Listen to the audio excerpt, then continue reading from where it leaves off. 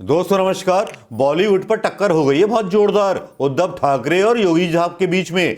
ये शायद खबर बड़ी अनोखी है लेकिन बड़ी विचित्र भी है, क्योंकि योगी साहब जो हैं फिल्म इंडस्ट्री स्थापित करना चाहते हैं उत्तर प्रदेश के अंदर, नोएडा के अंदर पहले हो चुकी है, ये शायद किसी को बताए नहीं।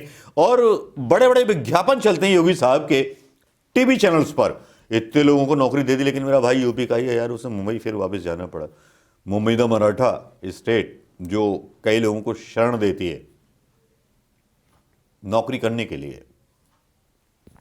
लेकिन यहां अक्षय कुमार से मिलते हैं योगी साहब और सारे इंडस्ट्री के कलाकारों से मिलते हैं और वहां ये दावा करते हैं कि साहब एक फिल्म इंडस्ट्री हम यूपी में बनाएंगे, हमारा किसी से कोई कंपटीशन नहीं है, लेकिन बाकी का मुंबई में हो जाएंगे, बाकी सब देखा जाएगा। इसके सूत्रधार होते हैं रवि किशन, जो सांसद हैं, जो जीते हैं उत्तर प्रदेश के। एक नया शोशा, एक नया जुमला छोड़ा जा रहा है उत्तर प्रदेश की जनता को दिखाने के लिए कि हम कितने कामयाब हैं। कोरोना पर नाकामयाब योगी जी, अपराधों पे नाकामयाब योगी जी, और योगी जी गेरू वस्त्र में पहुंच गए फिल्म इंडस्ट्री को प्रमोट करने के लिए। लेकिन कुछ लोगों ने मुझसे, मेरे दोस्तों ने सवाल किया, मेरी वाइफ ने सवाल कर लिया यार, बोली कि यार ये पता करो कि योगी जी ने पिक्चर कितनी देखी है, ये तो साधु सन्यासी हैं, पिक्चरों से क्या मतलब, जब पिक्चरों के बारे में जानते नहीं हैं तो इनको क्या पता होगा फिल्म इंडस्ट्री के मायने क्या होंगे।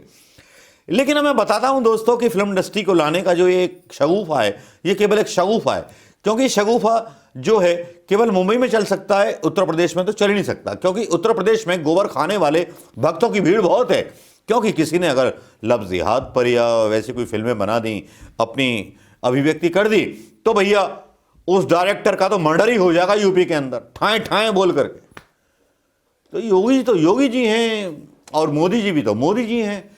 वहाँ पता नहीं लखनऊ का एक मतलब बॉन्ड जो थे लिस्टेड कराने गए थे योगी जी और उद्धव ठाकरे, और उनके बीच काफ़ी सारी बहस हो गई। उद्धव ठाकरे ने बोला कि मुंबई फिल्म इंडस्ट्री को जितनी सुविधाएं हमारे यहाँ हैं शायद योगी जी नहीं दे पाएंगे। हाँ, दे भी नहीं पाएंगे, उनका खुद का बजट इतना नहीं है, अपने युवाओं को शिक्षा नहीं दे पा रहे।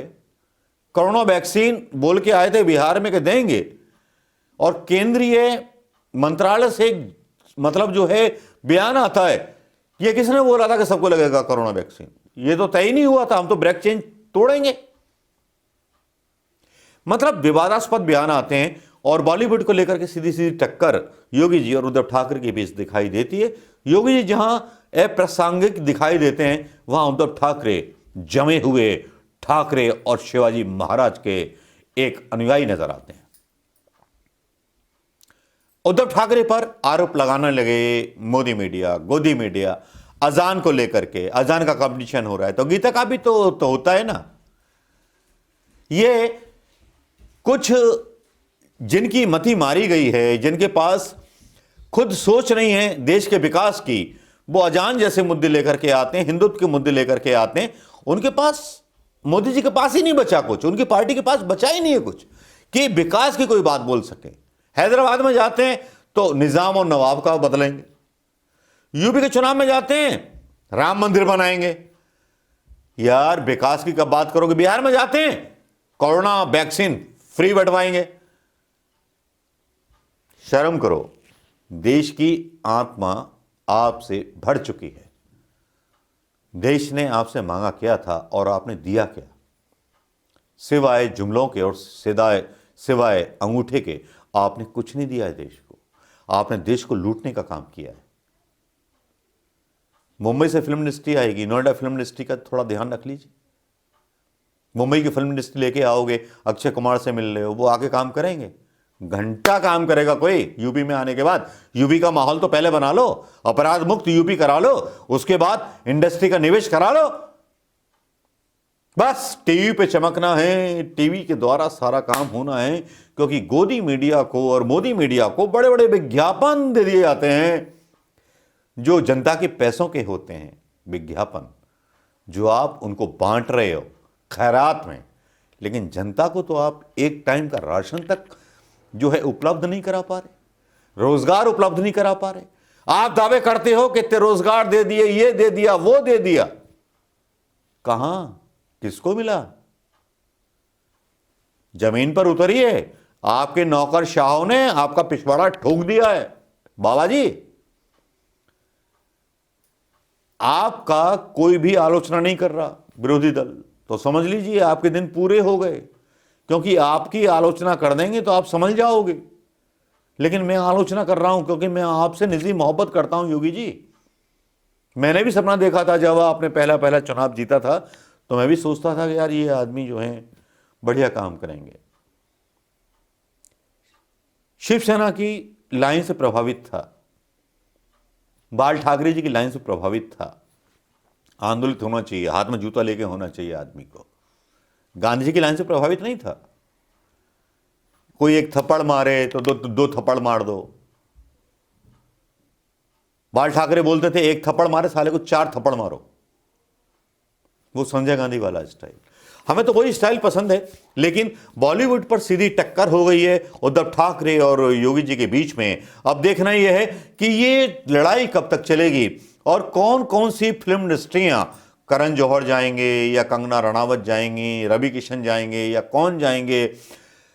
मुझे तो लगता है कंगना रनावत को वहां का चीफ बना करके भेजा जाएगा,